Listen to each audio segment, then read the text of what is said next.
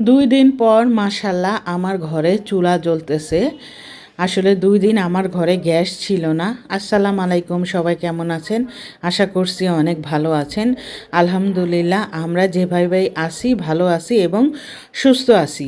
এই যে রাত্রের বেলা আপনাদের সাথে ব্লগটা শুরু করলাম। এখন নিধির বাবা গ্যাস আনলো সিলিন্ডার, তো এখন আমি ভাত চড়াছি। ওরা আবার সারাদিন না খাওয়া ছিল, খিদা লাগছিল, তো ইচ্ছা করে কারো বাসায় যাই নাই রান্না করতে, চাইছিলাম যাইতে। এই যে দেখেন সন্ধ্যা হয়ে গেছে, এখন সন্ধ্যার আজানও দিয়ে দিছে। আর ভাবলাম যে ওদেরকে তাড়াতাড়ি ভাতটা রান্না করে দেই। আর নিধির বাবা আবার নুডলস আনছিল, ডিম আনছিল, তা ডিম রান্না করব। আলু আনছে অল্প করে, আলু আর ডিম দিয়ে রান্না করব।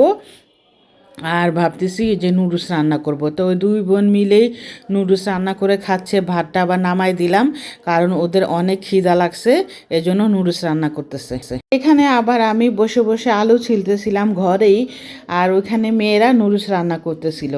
তো সারাদিন তো খাই নাই, বাচ্চারা অবশ্যই তাদের খিদা লাগছে, এজন্য বললো যে আম্মু ভাতটা পরে রান্না করো। আমি বললাম ঠিক আছে মা, তোমরা নুডলস রান্না করে খাও, আমি আলু ছিলতে থাকি। তোমাদের নুডলস রান্না করা হইলে তারপরে আমি ভাত রান্না করার পরে তরকারিটা রান্না করব। আর নিধির বাবা তো এগুলা দিয়ে আবার চলে গেল। নেহা সবার জন্য আর ডিম সিদ্ধ দিছি, ভাত রান্না করতেছি। আর এখন খিদা লাগছে, এই যে নেহাও খাইতেছে, নিধিও খাইতেছে, সবাই মিলা আমরা নুডলস খাইতেছি। আর নিধির বাবা তো বাইরে গেছে, নিধির বাবার জন্য আবার রাখছি।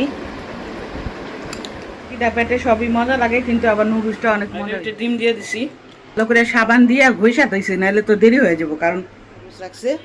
নিধির বাবা আসলে খাবে, আমরা খাই। প্রচণ্ড খিদা লাগছে, আমরা খাইয়া পরে আপনাদের সাথে আবার শেয়ার করি কী কী করবো। এখন অনেকে হয়তো বলতে পারেন যে নুডলস রান্না করে খায়, তাইলে কি গ্যাস আনতে পারে নাই? ভাইরে, সিলিন্ডার গ্যাসের দাম 2000 টাকা, আর নুডলসের দাম কয় টাকা? 50 টাকা, 100 টাকাই।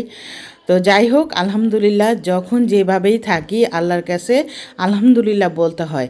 তো আল্লাহ যেভাবেই রাখছে আল্লাহর কাছে শুকরিয়া। আর কিছু মানুষের অতৃষ্টিতে হয়ে আজকে আমি কিছু কথা আপনাদের সাথে শেয়ার করব। অনেকে বলে যে সবসময় আমরা ভালো খাই ভালো থাকি। দেখেন, যে যেরকম কোটিপতি হোক, যার যার অবস্থায় শেষে থাকার চেষ্টা করে। ভালো মন্দ নিয়েই জীবন। কেউ বলতে পারবে না যে আমরা সবসময় ভালো আছি, কেউ বলতে পারবে না যে আমরা সবসময় খারাপ আছি। তো ভালো মন্দ নিয়ে জীবন, তা আমারও তেমনি, সবার মতো একই। যাই হোক, এখানে আবার বাচ্চারা তো নুডলস রান্না করলো, দেখলেন আমরা সবাই মিলে খাইলাম। আর এখানে ভাবলাম তাড়াহুড়া করে একটু আলু দিয়ে ডিম দিয়ে রান্না করি, কারণ রাত্রেবেলা ওরা ভাত খাবে।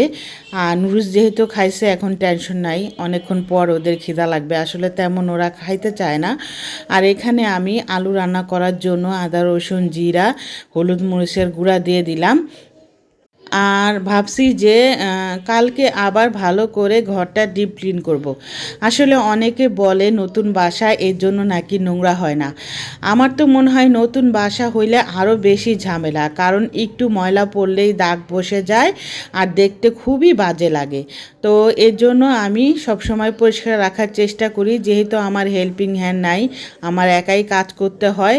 তো কালকে ভাবলাম যে রান্নাঘরটা ভালো করে পরিষ্কার করব, আর ঘরটাও ভালো করে পরিষ্কার করার চেষ্টা করব। যদি করি আপনাদের সাথে শেয়ার করব। আর দেখেন, আজকে যে আমার কি শান্তি লাগতেছে, মনে হইতেছে কি আমি আমার রান্নাঘরে 1 বছর পর এসে রান্না করলাম। ভাইরে, যতই যা বলেন, সিলিন্ডার গ্যাস বলেন আর ডাইরেক্ট গ্যাস বলেন, গ্যাস রান্নার যে একটা আরাম, ইলেকট্রিক চুলা বলেন আর মাল্টি কুকার বলেন, কিছুতেই কিন্তু ওরকম আরাম পাওয়া যায় না। আসলে এগুলা ফালতু। টিভিতে দেখায়, ইউটিউবে দেখায় যে মাল্টি কুকার নেন, ইলেকট্রিক চুলা নেন, এগুলো আপনারা কিনবেন না, এগুলো একদম বাজে। দেখেন 6 মাসও হয় নাই, মাল্টি কুকার এটা নষ্ট হয়ে গেছে। নিধির বাবাকে আমি বললাম তুমি কষ্ট হইলেও আমাকে গ্যাস আনাই দিও, সিলিন্ডার গ্যাস। আমার না বেশি লাগে না, দেখেন আমার একটা গ্যাস কিন্তু 1.5 মাস যায়। আমার যদি ডাইরেক্ট গ্যাস আমি ব্যবহার করি তাহলে কিন্তু আমার 1000 টাকা যায়। সিলিন্ডার গ্যাসের দামটা যদি সরকারে কমাই দিত, 1350 টাকা নাকি করছে, কিন্তু অনেক অসাধু ব্যবসায়ী তারা কিন্তু কিন্তু দাম কমায় না। আর আমরা হইলো নিধির বাবাও কিন্তু সিলিন্ডার গ্যাসের ব্যবসা করে, ও হলো খুচরা ব্যবসায়ী। ও যদি একদম পাইকারি থেকে আনতে পারতো তাহলে কিন্তু মাসাল্লাহ একটু কমই আনতে পারতো। যাই হোক, কিছু করার নাই। আর এখন সরকারের যে দামটা নির্ধারিত কইরা দিছে সেগুলার যদি সাধারণ মানুষ মানতো, যারা ব্যবসা করে, তাহলে কিন্তু আমাদের অনেক উপকার হতো। ভালো, আলহামদুলিল্লাহ আমরাও ভালো আছি। ঘুম থেকে উঠলাম, এখন বাজে 8টা। ঘুম থেকে উঠলাম, এখন সকালের কাজ করব, নাস্তা বানাবো। তো চলেন আমার সাথে। তো নিধির বাবাকে বললাম, তুমি কষ্ট হইলেও আমার সিলিন্ডার গ্যাস এনে দিও, কারণ রান্নাঘরে রান্না করতেই আমার ভালো লাগে। মাল্টি কুকারে রান্না করলে হয় কি, রান্নাঘরে তো আমার কারেন্টের কোনো প্লাগ নাই। মাল্টি কুকারে রান্না করলে ঘরে একবার আসো, হলুদ মরিচ জিরা আদা রসুন সব এগুলা নিয়ে আসো, আবার নিয়ে যাও, আবার পানি নিয়ে আসো, আবার থালা বাসন এসে রান্না করে ধো, আবার যেগুলা রান্না করবেন তরকারি সেগুলা রান্নাঘর থেকে ধুয়ে আবার ডাইনিং রুমে আসো, আবার ডাইনিং রুমের টেবিল আবার পুরা নোংরা হয়ে যায়, পুরা একদম সব কিছু দিয়ে ভরে যায়। আর এই যে গতকালকে রাত্রেবেলা নিধির বাবাকে আমি বলছিলাম আটা শেষ, আমি ভাবছি ওর কাছে যদি টাকা না থাকে রাত্রে যদি আনতে ভুলে যায়, এই জন্য আমি আধা কেজি আনছিলাম। পরে দেখলাম যে রাত্রে আবার ও নিয়ে আসছে, সেটা আবার সকালবেলা ঢাললাম। এখন ভাবলাম যে নাস্তাটা বানাই। আর এই যে দেখেন, বললাম না, রান্নাঘরে রান্না করতে এসে আমার যে এত শান্তি লাগতেছে আসলে বলে বুঝাইতে পারবো না। এই যে দেখেন, আমি আটার ডো বানাবো সকালে নাস্তা বানানোর জন্য। একসাথে 3-4 দিনের জন্য আটার ডো বানায় আমি ফ্রিজে রেখে দেই, তারপরে 3-4 দিন আমি আটা বেলে খালি ভেজে আমরা খাই। প্রতিদিন আটাটা আর কি ডো করতে হয় না। আসলে এভাবে করে রাখলে না অনেক হালকা লাগে, কাজটা হালকা লাগে। আর আগে কিন্তু প্রত্যেক দিন আমার সকালবেলা ঘুম থেকে উঠে আটা বানাইতে হতো, ডো বানাইতে হতো। আর আগে আমি এত আটার ডো বানাইছি, এত নাস্তা বানাইছি, এখন আর ভালো লাগে না। মনে হয় কি সকালবেলা ঘুম থেকে উঠে নাস্তা জিনিসটা যদি না থাকতো আমার মতো শান্তি আরও কেউ পাইতো না। যাই হোক, এই জিনিসটা তো হওয়ার নাই, কারণ নাস্তা আমার বানাইতেই হবে। আমার বাচ্চা খাবে, আমার স্বামী খাবে, আমি নিজেও খাই। এখানে আমি এই যে আটার ডোটা বানায় রাখছি, এখানে আবার গরম গরম ভেজে দিব। নিধির বাবাকে আবার ঘুম থেকে ডাকছিলাম, আমার জন্য একটা রুটি বানাইলাম আর ওদের জন্য পরোটা বানাবো। আমি প্রতিদিন একটা রুটি খাওয়ার চেষ্টা করি।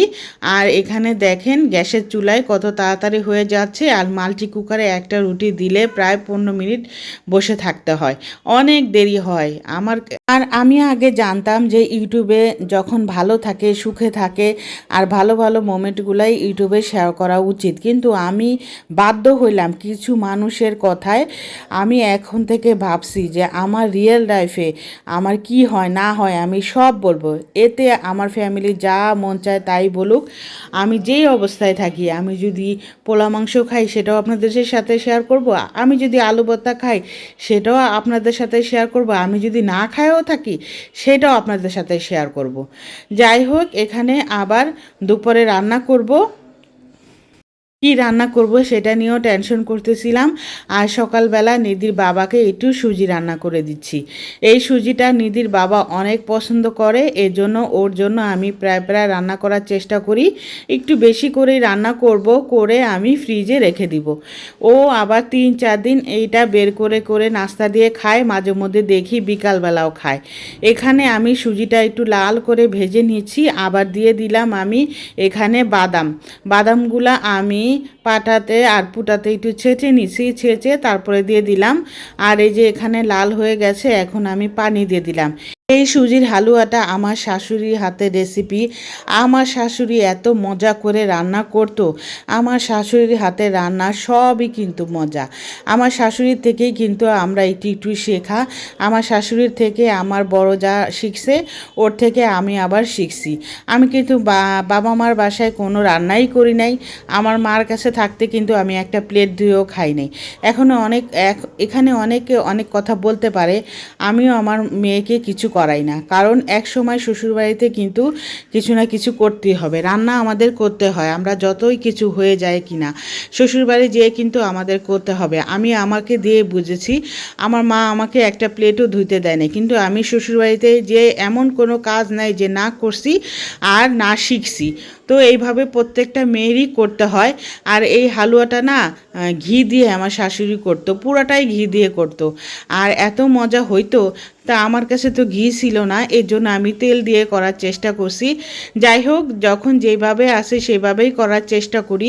এই যে দেখছেন হালুয়াটা হয়ে গেছে, আমার শাশুড়ি কিন্তু আরও লাল করে এই হালুয়াটা রান্না করতো, আর অনেক মজা হইতো। আমার শাশুড়ির হাতের প্রত্যেকটা রেসিপি অনেক মজা, আর অনেক মজা করে রান্না করতো। তো যাই হোক, মানুষ তো চলে যায়, মানুষের স্মৃতিগুলো রয়ে যায়। আর এখানে আবার এই যে হালুয়া রান্না করে যে কড়াইটা হয়েছিল সেটা আবার সাথে সাথে ধুয়ে রাখার চেষ্টা করছি। আমি কিন্তু প্রত্যেক দিন রান্না যখন করি সাথে সাথেই সব কিছু ধুয়ে রাখার চেষ্টা করি, তাহলে হয় কি আর কি ময়লা হয় কম হাঁড়ি পাতিলটা।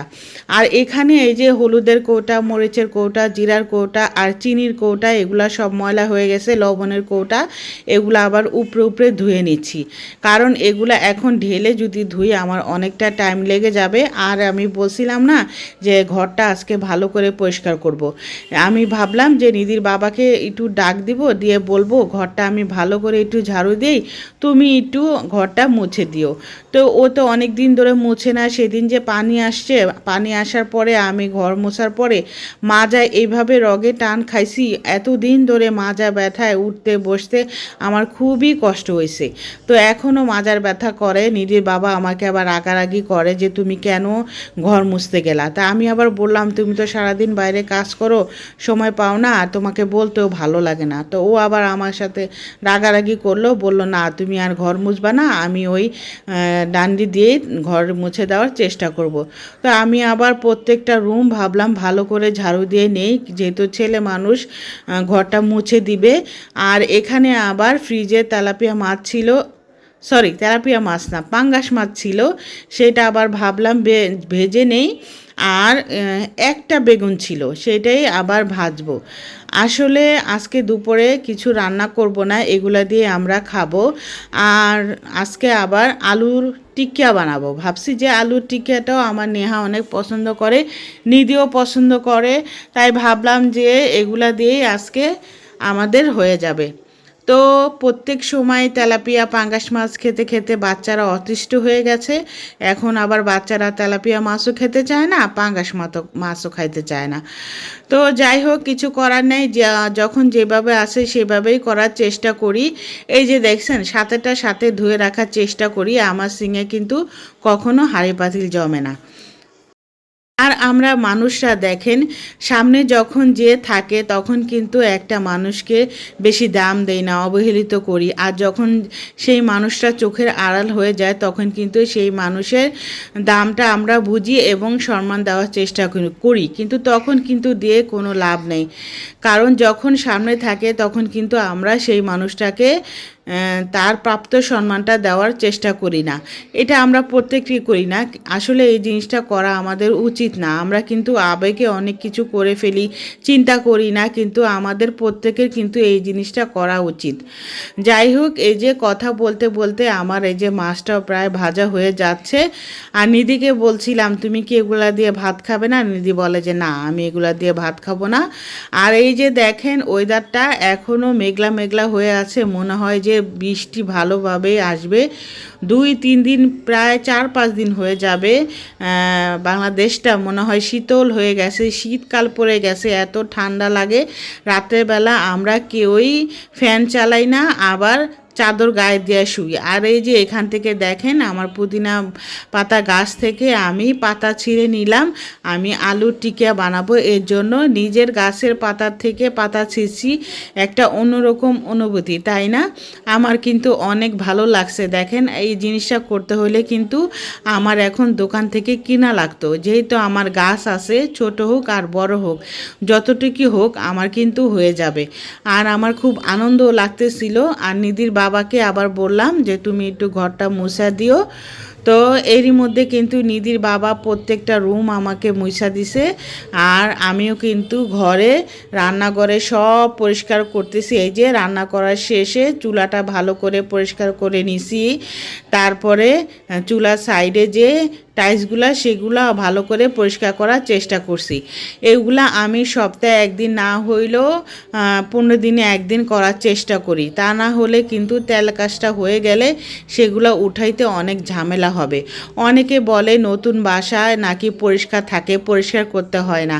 এগুলা কিন্তু একদম ভুল ধারণা। নতুন বাসা কিন্তু আরও নোংরা হইলে নোংরা জিনিসটা পরিষ্কারভাবে দেখা যায়। এর জন্য নতুন বাসা কিন্তু আরও ভালো করে পরিষ্কার করতে হয়। এই যে দেখেন কয়দিন হয়েছে আমি এই বাসায় আসছি, আর কয়দিন পরপরই কিন্তু আমি রান্নাঘরটা পরিষ্কার করি, আপনাদের সাথে মাঝে মধ্যে শেয়ার করি। এই যে দেখেন এই জিনিসটা দেখছেন টাইলসের এই সাইডে কালো হয়ে গেছে, মনে হয় কি আমি কতদিন ধরে মুছি না। আজকে আবার এইগুলা ডলে ডলে পরিষ্কার করলাম। আমি কিন্তু যখনই আর রান্নাঘর পরিষ্কার করি তখনই কিন্তু প্রত্যেকটা কোনায় কোনায় মোছার চেষ্টা করি। কিন্তু এই যে চুলার নিচে হাতবোর্ডটা, এইটা আমি উঠাই না কেন জানেন? সিলিন্ডার গ্যাস তো, চুলাটা উঁচা করতে আমার ভয় লাগে। ভাবছি নিধির বাবাকে বলবো যে এই জিনিসটা তুমি ফেলে দিও, কারণ চুলার নিচে বেশি একটা ভালো লাগে না। আর এই যে রান্নাঘরটা ভাবছি যে আমি মুছে দিব, আর প্রত্যেকটা রুম আমি মুছে দিচ্ছি। আসলে নিধির বাবা তখন মুছে নাই, আমার বলতে ভুল হয়েছে। এই যে এখন দেখলাম ঘর ঝাড়ু দিছি, আর নিধির বাবাকে বললাম যে তুমি ঘরটা মুছা দিও।